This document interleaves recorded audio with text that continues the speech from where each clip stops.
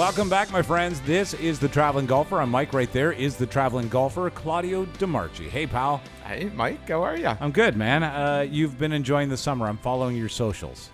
You know what? You got to make the best of it, right? I always say this to people. My friend Claudio lives the life of a British prince.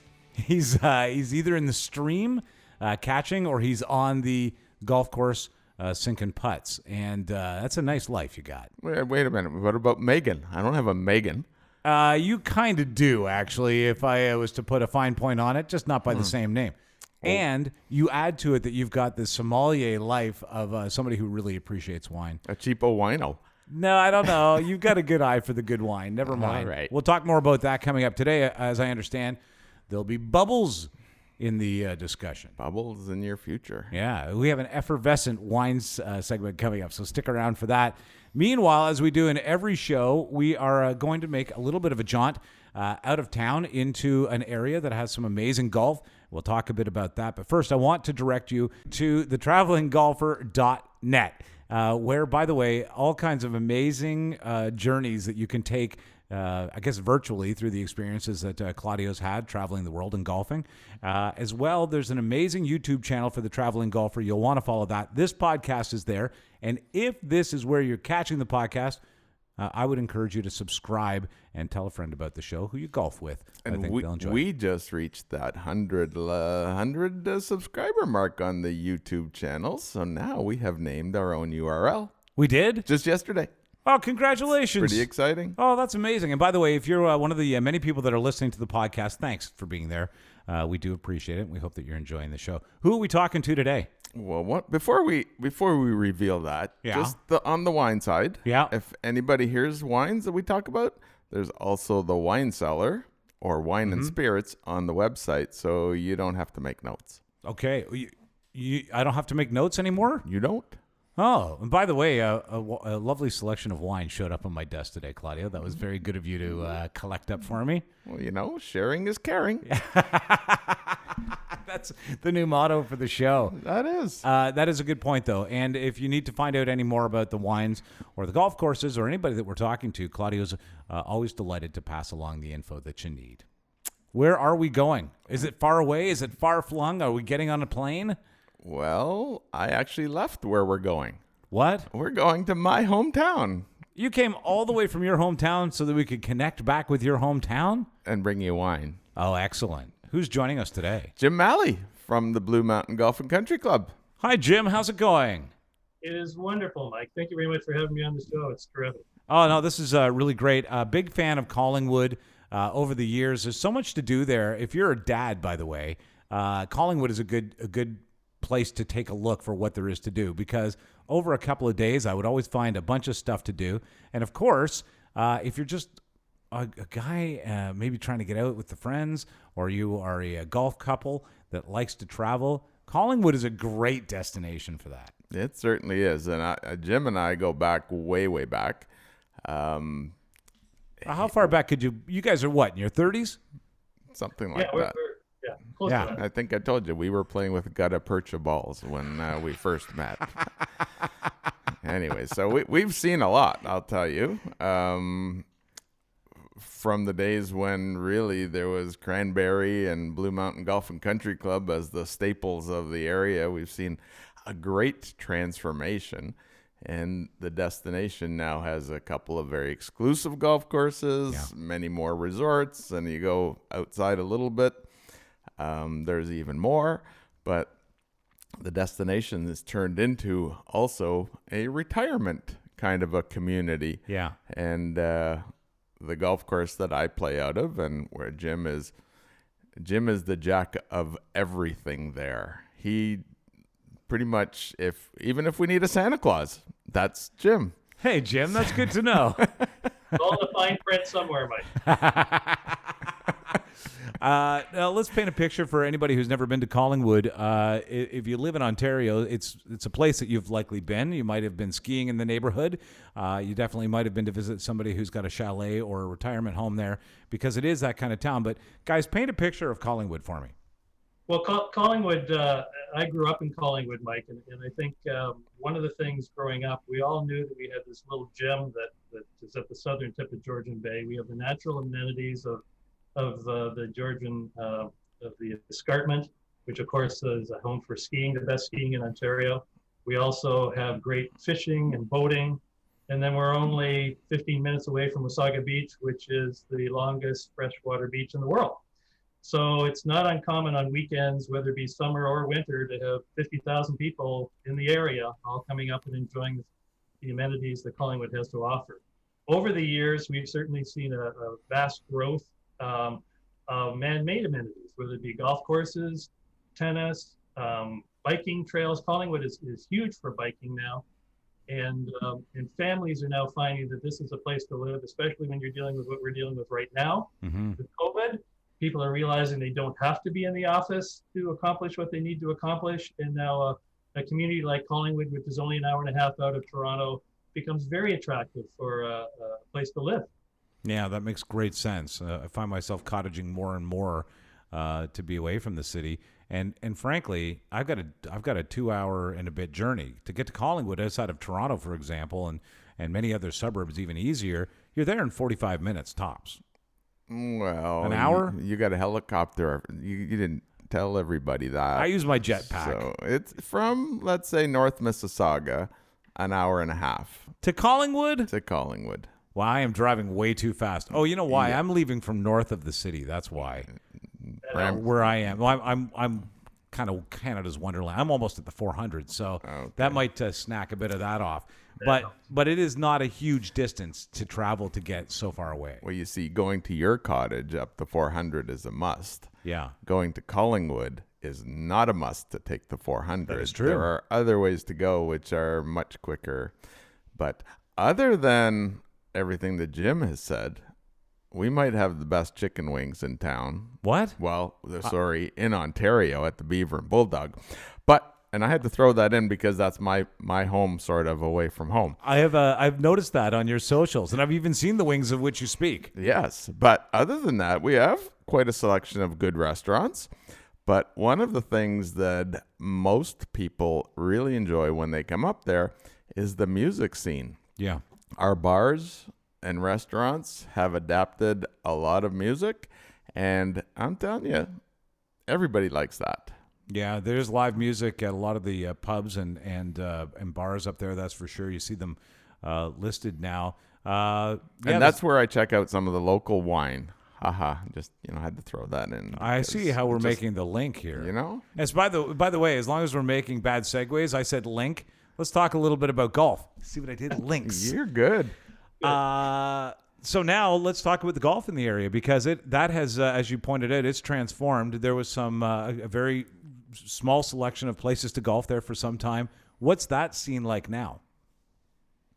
Well, that has grown dramatically over the years, Mike. I mean, as Claudio mentions, originally Blue Mountain Golf and Country Club that I'm manager at was the golfing destination initially. We've been around since 1964, but then Cranberry came on board. Montera at Blue Mountain Resorts was developed. You now have basically 3 major private clubs in the area and another 6 semi-private or public golf courses to choose from. So there's great variety coming into the Collingwood area. And certainly we're starting to see a lot more of the golf enthusiasts either coming for a visit and looking at it as a golf destination, or certainly if they're moving to Collingwood, they now have the variety option to choose from of which club do they want to belong to and enjoy the lifestyle that Collingwood has to offer with that golfing component. So that must be part of the appeal to the move up there. I like to golf. I've got good selection, places to eat. It's a lifestyle choice that Collingwood has made available. It certainly has. I mean, I moved up there 20 some odd years ago. Oh, wow. And, there was a time when I thought about heading back to the city, but I'm glad I didn't. It's just great to be up there. A lot of great people. And now you guys get a chance to golf, I would assume. Tell me a little bit about the course and some of your favorite highlights from it. I'd love to hear about that. Well, Blue Mountain Golf and Country Club, of course, which I'm the most familiar with, is very attractive in the area. It's convenient. It's within the town of Collingwood. It's a great walking golf course, which is exactly what the retiree is looking for when they come up. The ninth hole and the 18th hole both come back to the clubhouse. It's always in excellent condition. Multiple tees, so we can accommodate any caliber of golfer. Very well organized programs within the club, whether it be men's section, ladies section, and social. And that's the interesting thing I've noticed in the last 5 years or so. My people coming in and interviewing to want to join the golf club, they're just as interested in the social component as they are the actual golfing component. And I think that's, we really excel in that. We have a great social program here, and it's a great opportunity for them to make friends. And it becomes a foundational friendship for them to go and do other things in the community. And I have to say that anybody who comes up there for the first time and looks at the golf course, there's more to the golf course than meets the eye. Why do you say that? Well, first off, as soon as you start walking down the first few fairways, you can look at the Niagara Escarpment, which is always nice. It's a nice background. Anybody thinks that a lot of people will think, oh, this is wide open. And it kind of is, but once you get to the greens, you find that your putts are not exactly rolling to where you think they're going to go to. Oh, okay. That's number one. And that really deceiving greens, huh? Yeah, the trees are tighter than they look on the fairways. But once you get to the back nine, I think we have our own little amen corner. Maybe not Augusta's amen corner, but especially if you play it from the tips, you can start at 11, a really dynamic par 3. 12 is pretty solid this year, Jim. I've only made 2 pars there. I can't believe that. I used to knock that hole out all the time for whatever reason. And then 13 is as good a par 5 as you're going to find anywhere.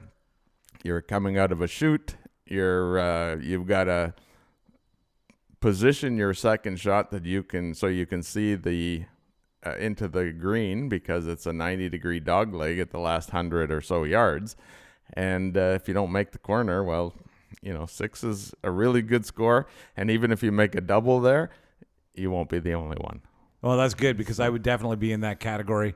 Yeah. Well, that's amazing. And so there's no way to shoot. There's no way to hit over that the corner. There's no way to cut the corner on the dog leg, huh?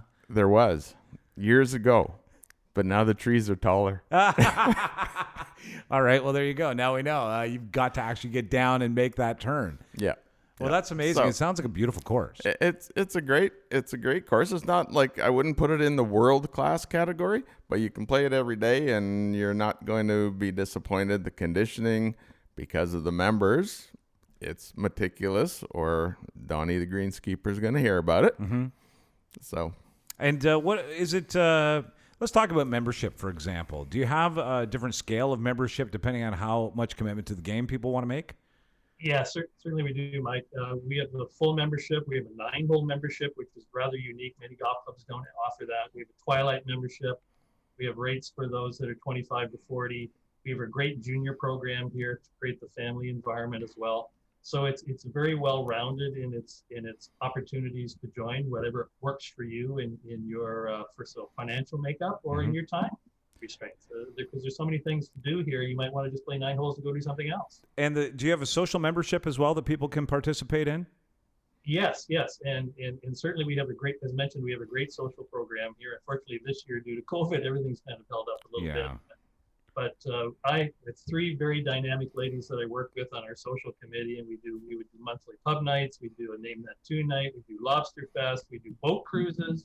We do a lot of things that just create a nice social atmosphere for the members to get to know one another and enjoy each other's company. And consequently, when we do membership drives, Mike, probably the best advertising tool we've got is the existing members. We make sure our goal here at Blue Mountain is when you drive in the driveway, you're going to have an enjoyable experience. And you've got enough problems in the world to worry about. This has to be sanctuary. This is where you're going to come and enjoy yourself. We have experienced staff. I've been here 30 years. Our head pro and our assistant pro have been here 36 years, which is totally unheard of in the golf industry. Our superintendent's been here 20 years. And so consequently, we work very well as a team to make sure that the members have an enjoyable experience each time they come out. And that's the best advertising tool you can get, so that when people do move to Collingwood and they're friends of the existing members, obviously it's Blue Mountain that they're interested in joining. That's the best kind of advertising you can do. That is, and they have somebody who captures a lot of this stuff, like, so that it never goes away. They're a good photographer. Oh, that's amazing. Yeah. They do have a great photographer there, yeah. Well, you know what occurs to me, that you're right. The marketing through members is a great way to go, because as you were talking, I was thinking, maybe a Twilight membership where I can get up and golf with Claudio a couple of times a week or something like that would be kind of a good membership idea for me.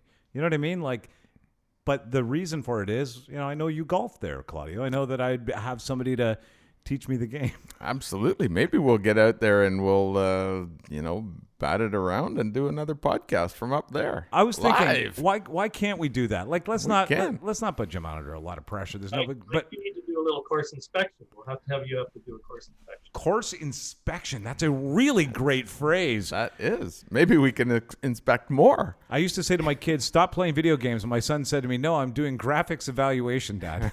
They know how to play the game. Oh, boy. Well, this does sound wonderful. Now, let's talk a little bit about the food in the area, because I know that you are a foodie and a winey. Is that a thing? Wino? Let's just call it that you enjoy a good vintage. You're not going to believe this, but most of the time when I'm up there and I'm out, I drink beer. Oh, is that right? Believe it or not. Is that because there's good local beer there that you like, or it's just the when you're out and about, you like a beer? That's just kind of the way it is, because, I might be having chicken wings or a burger or something like that, and then when I'm at home, I drink wine. And somebody asked a good friend of mine where they should take somebody for a great meal, and the other person looked and said, Claudio's house. It's a good point. I've seen the menu there. If you had the opportunity, Jim, to go over and be served an actual Claudio DeMarchi spectacular meal? I haven't, but I've been to his house, and it definitely is there's a restaurant feel there, that's for sure, Mike. Yeah, no doubt about it. You're going to have to leave a big tip. I think you're going to have to leave a big tip.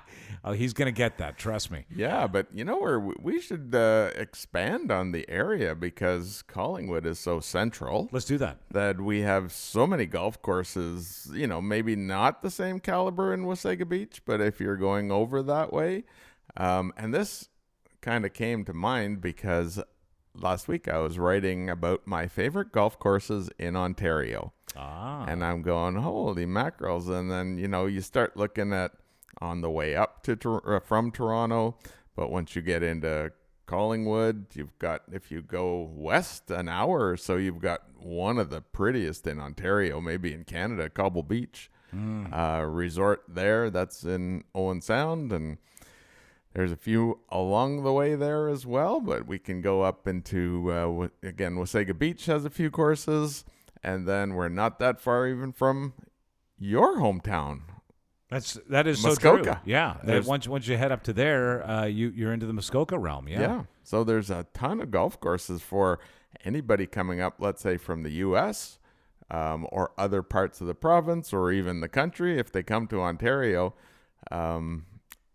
there's just a ton of courses. When you point that out, Claudio, it's very interesting, because people are now renting cottages at fever pitch, more than they ever have. And the demand for them, of course, because people are stuck in Ontario, for example. Travel is not what it normally is, and I think it's going to be a little while before it gets back. Creating journeys and adventures of your own, and if you're just coming over the border once that clears, making your way from Toronto up to cottage country is really, really an important part of your trip to Ontario, and that you could create a golf journey out of it. That's even better. Not to mention, if you're coming up from the U.S., when you can, you get about a 30% discount on your dollar. Yeah. So it's a pretty much a win-win there. You got great golf and 30% off. Jim, where can people find out more about getting a membership and just have a look at the course online? Yeah, you can go to our website at bmgcc.ca. And certainly they can give me a call at the golf club if they wish to. I'd be more than willing to meet with anybody and discuss that. We have lots of people that have called and say, well, we plan on retiring in the next couple of years. We're going to be coming up. Can we meet with you and at least get exposed to the club and get a feel for it? And I'm more than willing to meet with anybody at any time to to welcome them to the area. First of all, because you're going to add 5 years to your life by moving to Collingwood, I can guarantee you that. And then also, and the opportunity of just getting exposed to the club and get a feel for it. Oh, that's just incredible that you'd be that kind to reach out to people and let them come and check it out. You never told me I was going to add 5 years to my life. I better stock up on some more wine. They send you to Toronto to do the show with me once in a while just to keep that balance. That balance, yeah. The balance. Yeah, nobody's expecting you to live to 170 because you come and do the show with me. Yeah. Yeah, I'm sorry. And when people do come up to the area, there is a ton of accommodations, whether they want to rent cottages or condos or hotel rooms or anything like that. And they're not sort of off the highway motels. These are very beautiful destinations and boutique hotels that have built up around a community and an area in Ontario that is definitely picturesque and one of the travel destinations for us right here in Ontario. So come and enjoy it with us.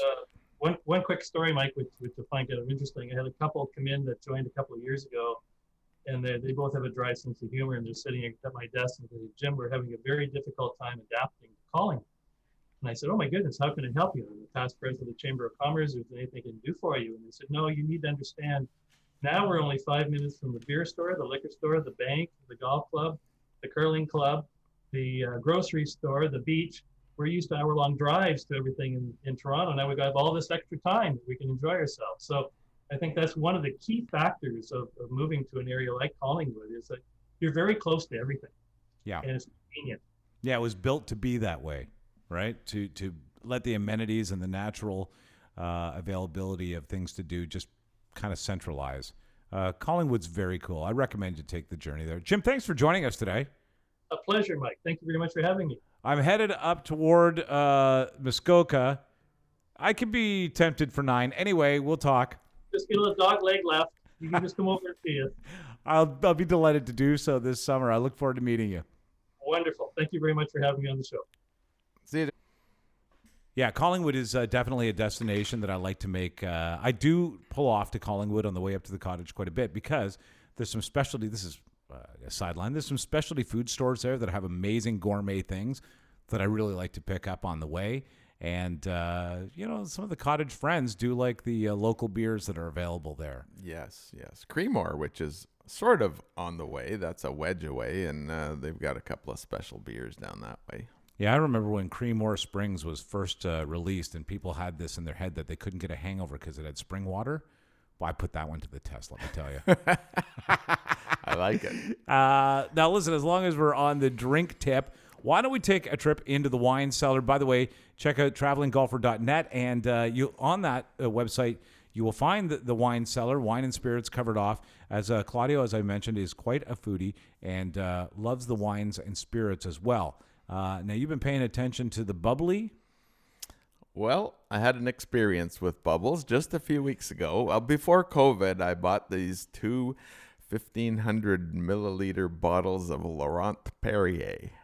What is this? It's it's my favorite champagne, French, of course, because you can't call it champagne if it's not from France. Otherwise, it's a sparkling wine. Bubbles, still bubbles. Yeah. But anyhow, so I had the occasion, now that we've kind of restricted some of the rules, and a friend came up who I intended to share these bubbles with, and we were pleased to find that the ice wine or the white wine ice bucket actually held the bottle. How big a bottle is it? Describe it with your hands. I'll try and... It's big.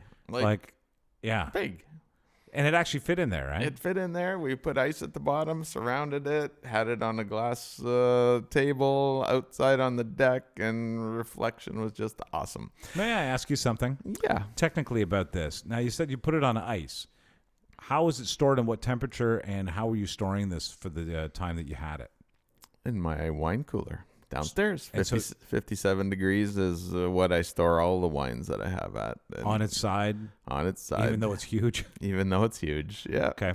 And actually, I have another one that I'm actually sharing with my my family, my brother and kids and stuff like that. So. Oh, so you've got a second one. We have a second one. They were on sale. regular I think was 200 and something, and they were 175, and I actually didn't buy them when I saw them, and then I called my nephew and I said, the store near you has these bottles. Please go buy some. How often do you have to reach out to people to get wines for you? By the way, I have other friends that do that. Look, at your store, I know that there's one available. Can you please go pick it up? It's I'm delivering another 6 bottles to my brother, who called me on the weekend and said, there's some wine at your store and nobody else has it, and I want it. Wow. So I did that. Oh, that's excellent. So anyways, this is like Laurent Perrier is pretty special. It's like I said, it's my favorite. They serve it on Air Canada. Had it many times. They tried to give me that other, the Prosecco stuff first, and I said, I know better than that. Come on, dish it out. Oh, that's a piece of advice when you get back to air travel, and if you already are, Air Canada has this. They're just not talking about it. That's right. I like that piece of advice. Well, actually, no, it's on their menu, so you can. Well, it's if you're in business class, that is. Oh, well. Sorry. The life of a prince.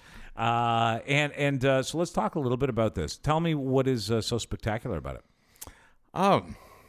Just, it just tastes great. It's, fills up your mouth with, that expression of, oh my God, this is so good. And, it's got the fruitiness to it. It's got the fizz, just solid. And you can just drink it and drink it and drink it, as the two of us did. We drank 3/4 of it, and then we saved the rest for breakfast. Well, that's good. That's good, because champagne breakfast with a good champagne can change your life. I think we know that. Well, Are you now engaged? You know what they call brunch without champagne? Breakfast? Yes. Yeah, that sounds fair. Yeah. That sounds fair. It's just Eggs Benedict without the champagne. Yeah. So, but I guess the most important thing that people have to realize that although champagne, and especially, 1,500 milliliter bottles, are expensive, there's a lot of bubbles out there that are not expensive.